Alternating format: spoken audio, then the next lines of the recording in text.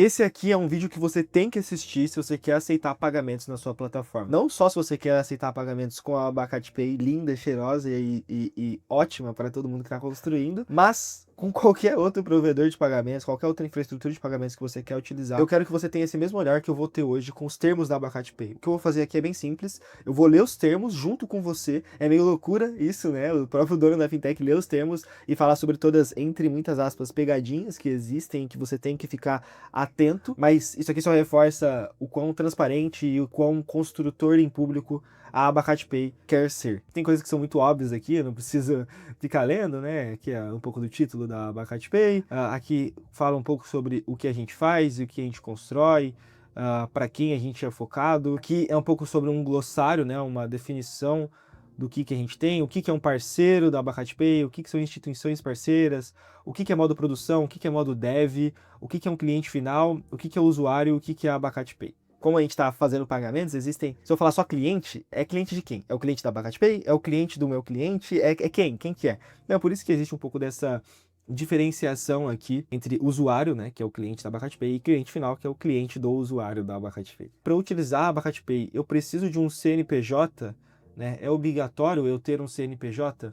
E a resposta é sim e não, né? Depende um pouco. A Abacate Pay ela é dividida em dois modos, digamos assim. O Sandbox, e nesse você não precisa de CNPJ, que é o modo de teste, onde você pode testar a integração e fazer o que você quiser ali para receber pagamentos fakes, né? Onde você pode testar de fato sua aplicação, ver se está tudo funcionando direitinho, se você está pagando quem você deve pagar, se está recebendo do jeito que você quer, se o fluxo está certo, você consegue colocar uma IA para integrar, é o que a gente é muito bom, né? Integração, modéstia à parte, eu acho que é bem legal assim. O outro modo, que aí sim você vai precisar de um CNPJ, é o modo produção. Tá? É o modo onde você de fato quer transacionar, né? Então, se você quiser transacionar dinheiro de verdade, aí sim você precisa de um CNPJ, tá? Então, essa é a primeira pegadinha, muito entre aspas, porque tá aqui, né? A gente sempre fala que você precisa de CNPJ, fala sobre algumas outras coisas, que o CNPJ precisa estar no seu nome, que você precisa ser sócio desse CNPJ, e aí, enfim, perguntas que tem. Pode MEI? Pode MEI. Tranquilo, tá? Precisa ter só um CNPJ, pode ser MEI, pode ser uma LTDA, pode ser o que for. Você só precisa de um CNPJ e que o administrador, né, desse CNPJ abra as contas e consiga mandar a documentação necessária que a gente vai pedindo ali para você. E aqui a gente entra num ponto de que por que a gente pede alguns documentos para você? E é bem simples na realidade. A Abacate Pay, ela não funciona como uma conta bolsão, onde a gente pega todo o seu dinheiro numa conta da Abacate Pay e depois distribui isso e faz split para quem precisar. A gente, de fato, atua como um orquestrador de pagamentos, onde a sua conta ela é aberta, e a gente fala um pouco sobre isso daqui, ó, nas instituições parceiras, tá? A sua conta, ela provavelmente ela vai ser aberta em uma dessas instituições aqui, tá tudo nos termos, tá? Então pode ser a Asas, pode ser a Pagar.me, pode ser a Malga, pode ser a UV, e em qualquer uma dessas contas que você precisar, você pode perguntar, enfim, tanto para o nosso suporte, ou você pode vir aqui e ver na sua própria conta qual que é a instituição parceira que a gente está utilizando. Enfim, toda a documentação que a gente pede é para isso, para a gente fazer uma análise de QAC, né, de Know Your Customer, ou para a gente te conhecer. Vocês já conhecem um pouco da Abacate Pay e a gente também quer te conhecer, quer saber o que você faz, o que você quer transacionar, para que você quer utilizar a infraestrutura da Abacate Pay para transacionar. E isso, eu sei que quando você está fazendo um microsas, por exemplo, como eu estou fazendo aqui também a BIP, eu já fiz alguns outros microsas, eu sei que parece ser meio triste, poxa, por que tá pedindo tudo isso de documento? Eu nem estou fazendo nada de errado, mas a realidade é que tem muita gente que quer fazer coisa errada, então a gente não pode deixar essas pessoas entrarem. E é por isso que a gente pede, e a gente tenta fazer com que seja um esforço mínimo, assim, e que a gente não fique pedindo milhares de documentos sem sentido, a gente só pede aquilo que de fato precisa. Então, boas práticas, tá? Na hora que você for mandar o seu QIC ali, na hora que você for mandar os seus documentos para Abacate, no seu site, se ele tiver, como por exemplo o site da Abacate aqui, CNPJ no rodapé, isso aqui, se eu não me engano, é lei, tá? Tipo, é algo que vai te ajudar também. A Abacate vê isso com bons olhos. Outra coisa, você clicar nas coisas, então, por exemplo, você tem um termos de uso como a Abacate Pay tem, e você vir aqui e clicar nos termos, acho que você clica e não vai para lugar nenhum. Mas se você clicar e tiver de fato um termo de uso que você vê cara, nem que seja um termo de uso do GPT que você colocou, isso é muito bom pra você e isso é muito bom pra abacate também, que a gente sabe que você não vai estar lá só pra aplicar golpe em alguém. E quanto tempo que demora pra gente analisar a sua conta e ver se você pode transacionar de fato na Abacate Pay? Geralmente, o processo ele leva alguns minutos, tá? O nosso recorde aqui foi, acho que 4 minutos, assim. Nem isso, assim, tem gente que abre, eu tô conversando com a pessoa, ela abre a conta e no mesmo minuto já deu tudo certo.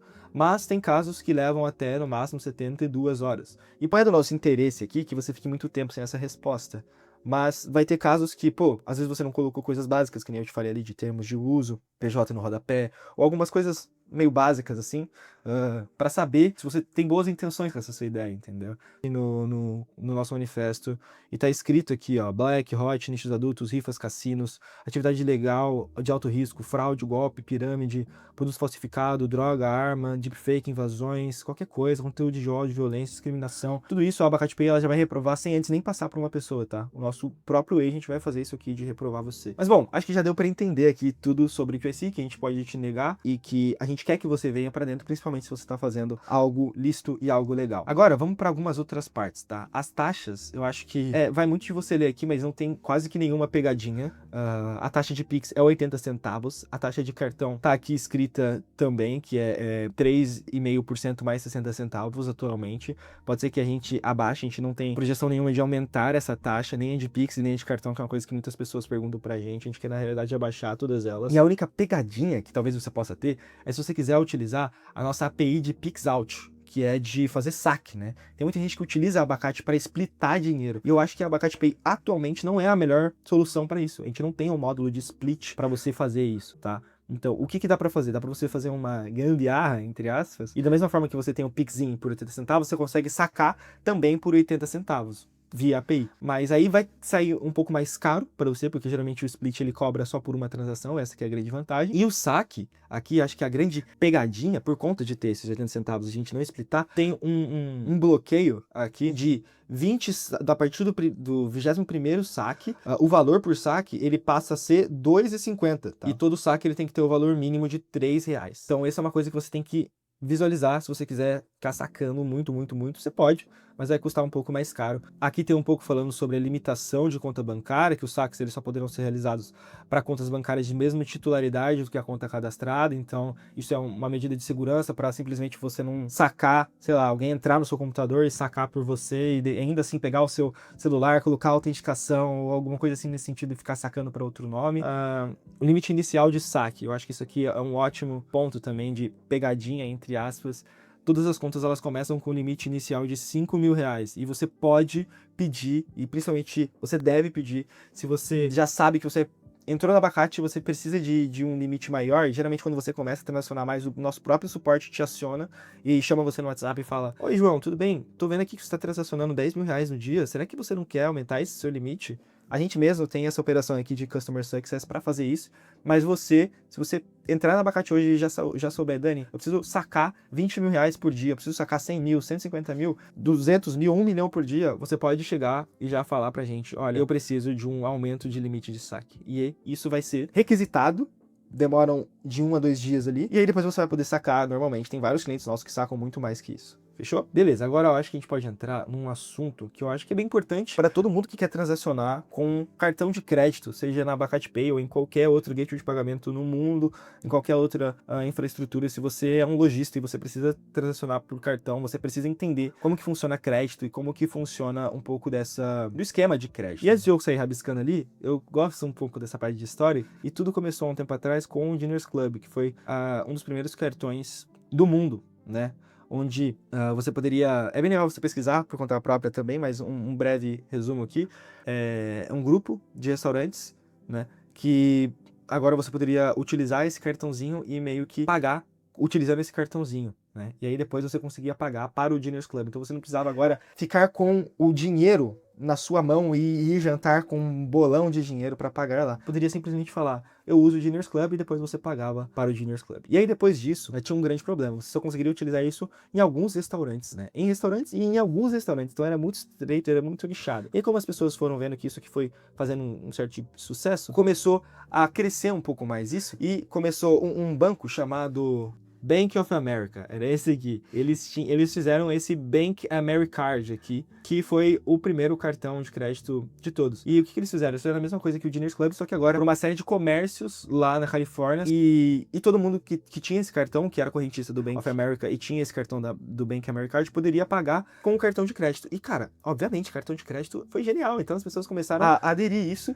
E depois de um tempo, uma série de banqueiros, acho que foram 17, se eu não me engano, lá em Nova York, viraram e falaram: olha, isso aqui não pode ser só mais de quem é correntista, do Bank of America. Isso aqui tem que ser para todo mundo. Então foi aí que criaram essa instituição aqui do Master Charge aqui, né? E que depois virou Mastercard. E aí, em conjunto, o Bank Americard já pegou e criou a Visa, que também foram as duas primeiras bandeiras, de fato, que aí agora já não era mais só para o Bank of America, mas sim diversos bancos. E agora cada banco tem uma bandeira emissora de cartão. Você não precisa saber de tudo isso, mas é legal saber. Agora que você sabe, vai ficar tudo mais simples de você entender. Então vamos colocar aqui você aqui, ó, startup, tá? Que é quem quer receber aqui. Bandeira. Então quem que é a bandeira aqui nesse caso? Pode ser a Visa, pode ser a Mastercard, pegar essa logo épica deles aqui, de antigamente, que eu acho muito bonita. E do outro lado tem o cliente aqui, né? Então, cara, o que a bandeira faz? Ela simplesmente tenta unir esses dois pontos aqui, né? A startup que quer receber o dinheiro e o cliente que quer pagar. Então a bandeira, ela nada mais é que o juiz desse jogo aqui do cartão. Se fosse só dinheiro, o cliente ia lá dar a nota para a startup e já era. A startup ia receber e ia ficar por isso mesmo.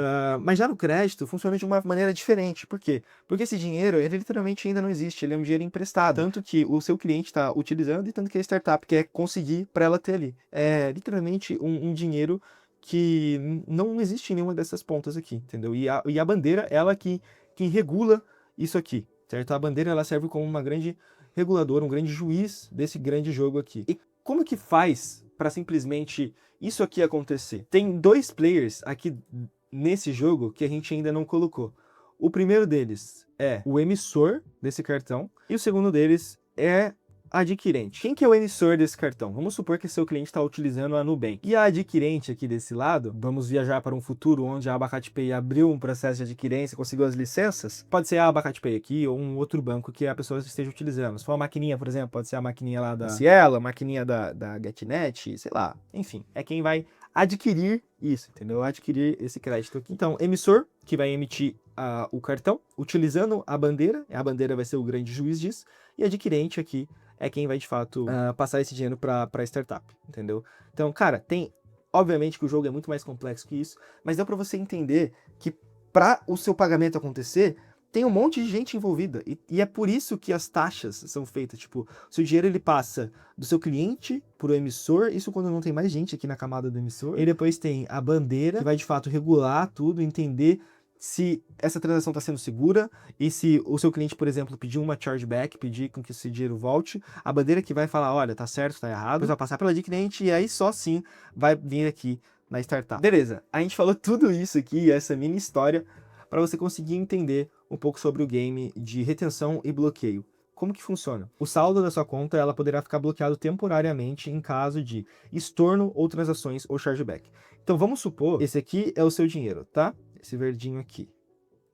Vamos supor que o seu cliente, em algum momento, ele chegou, pagou, certo? Utilizando o cartão dele, passou pela bandeira, passou pela adquirente e veio para a startup. Só que em algum momento, o seu cliente, ele veio aqui e ele ficou por algum motivo muito bravo. Você pode ter falado para ele alguma coisa que ele não gostou, ou você pode simplesmente não ter entregado o que você prometeu, ou você pode não ter entregado mesmo. Então, o que ele vai falar? Ele vai chegar lá no banco dele e vai falar assim, Nubank, me deram fraude. Me fraudaram. A startup que eu comprei o produto não me entregou. E a Nubank vai falar isso para Bandeira. Bandeira, olha o que aconteceu aqui. O meu cliente falou para mim que a startup que ele acabou de comprar foi uma fraude. E a Bandeira vai falar isso para a adquirente e a adquirente tem que falar isso para a startup. Se a startup simplesmente do dia para a noite evaporar, sumir junto com o dinheiro, você concorda comigo que esse cliente está esperando esse dinheiro daqui? E aí o que vai acontecer? Quem vai ter que pagar tudo isso daqui é essa ponta aqui, cara. Alguém vai se ferrar nesse bolo todo aqui. E geralmente é essa ponta aqui que se ferra. E é por isso que crédito existe todo esse esquema que é um pouco difícil de entender para quem tá entrando agora, de D mais 32, por que você não simplesmente recebe que nem o Pix agora, no momento? E por que alguém te coloca uma taxa exorbitante quando você tem uma compra parcelada em, sei lá, 10 vezes e você quer antecipar todo esse dinheiro para agora ou para daqui 2 dias? É por conta disso, porque esse dinheiro, a adquirência, ela tá comprando esse risco que a startup não vai simplesmente do dia para noite evaporar e sumir. Então, é por isso, entendeu? E agora vai ficar muito mais fácil de você entender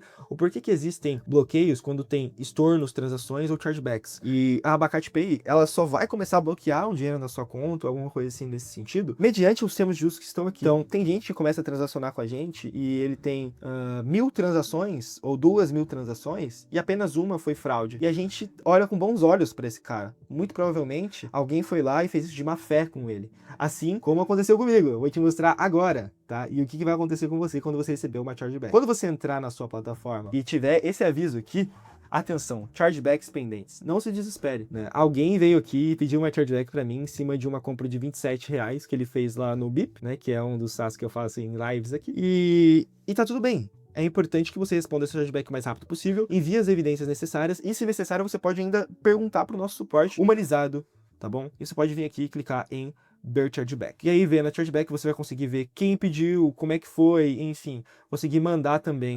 Tem uma área só de disputas aqui dentro da Abacate Pay. Se você vier aqui em sua loja, vai ter aqui em disputas. E isso aqui é exclusivo para cartão, tá?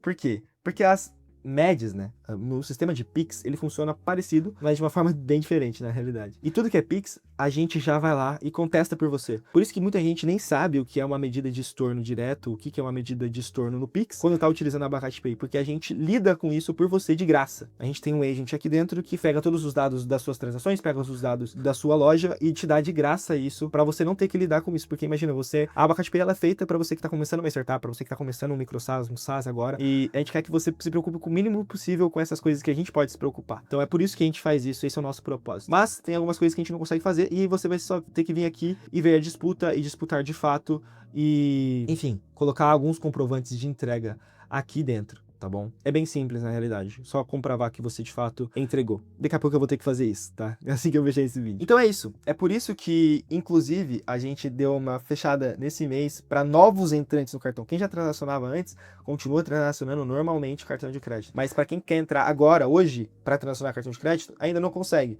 Mas daqui 1 ou 2 semanas a gente vai abrir de novo para vocês conseguirem transacionar, porque a gente estava revendo esse processo de QSI, esse processo de análise de crédito, esse processo para você conseguir transacionar com uma segurança maior. E a gente também. E agora ficou muito mais fácil. Todos esses outros termos que você pode ler aqui da Abacate Pay, você vai ler com esse intuito e com essa cabeça de, cara, agora eu entendi o porquê que esses termos estão escritos dessa forma, e o porquê que, enfim, o que é um QIC, o que é cada análise. Fechou? Por último, tem aqui a análise de chargeback para Pix, que se chama MED, né? Que é o módulo de disputas, né? Da Abacate Pay. Como eu disse, você não precisa se preocupar muito com isso. E tudo que você precisa se preocupar, a gente te alerta via plataforma e também via e-mail e também via suporte. E te dá todo o suporte possível. Não importa se você tem 10 transações por mês ou se você tem 1 milhão de transações por dia. A gente vai te dar o mesmo carinho e a mesma atenção. Essa é a ideia. Aqui fala um pouco sobre as taxas, que nem eu já falei de cartão de crédito, para quem já transaciona, e para daqui a pouco, quando a gente abrir de novo, para vocês transacionarem, para as novas pessoas transacionarem cartão de crédito, e para quem já está transacionando, continua normal, tá? Não mudou em nada, tá tudo tranquilo. Tem aqui algumas taxas, e óbvio, essas taxas aqui são mediante as taxas padrões da Abacate Pay. Tem algumas pessoas que transacionam mais, que a gente consegue, ou que simplesmente o projeto vai ser beneficente para a comunidade em algum sentido, a gente abaixa as taxas e a gente tenta colaborar o máximo possível. E agora vocês conseguiram entender também o porquê que a antecipação, a taxa, ela é individualmente acordada entre a Abacate Pay e o usuário. E por que a gente não disponibiliza a antecipação para todo mundo? Porque a antecipação é literalmente um empréstimo, galera. É literalmente eu estou dando dinheiro para você em troca de uma promessa ou em troca de alguma coisa que você vai conseguir arcar, né? Que o seu cliente não vai ter uma chargeback ou que você não vai ter uma fraude, que você vai ficar aqui e não vai sumir. E é por isso que a gente não dá antecipação para todo mundo, né? Que existe. E isso está bem claro aqui. Se você precisa de uma liquidez muito maior, se você precisa entregar isso para o seu cliente numa liquidez muito maior, existem outras plataformas que podem fazer isso por você nesse exato momento. Para alguns clientes que a gente tem um relacionamento aqui dentro da Abacate, a gente disponibiliza desse dinheiro para antecipar. Mas não dá para fazer isso para todo mundo. E eu espero que vocês entendam o porquê disso agora, depois de toda essa explicação. E aqui, por fim, tá o óbvio, que é proibido utilizar pagamentos por cartão para atividades fraudulentas ou ilegítimas. A Abacate Pay pode bloquear e tornar transações em caso de suspeita de fraude ou irregularidade. E o usuário deve manter suas credenciais protegidas e seguir as orientações de segurança da plataforma. É bem básico, é bem transparente, galera. Eu tentei falar com o máximo de transparência aqui para vocês. Tudo vocês podem ler e tirar suas próprias conclusões, dar um Ctrl+C, jogar no GPT e fazer várias perguntas. E qualquer pergunta que você tenha, pode colocar aqui nos comentários também, que eu vou estar respondendo vocês, fechou? Eu duvido que tenha outra fintech que tenha feito isso, então eu tô bem animado para ter essa transparência e para conversar em público junto com vocês. E espero que vocês tenham absorvido algo de legítimo, tá bom? Daqui dessa conversa. Muito obrigado. Até o próximo vídeo. Já fala aqui qual que é a outra parte de transparência que vocês querem que eu faça sem problema algum. Construir em público o documento dessa jornada. Valeu. Ó.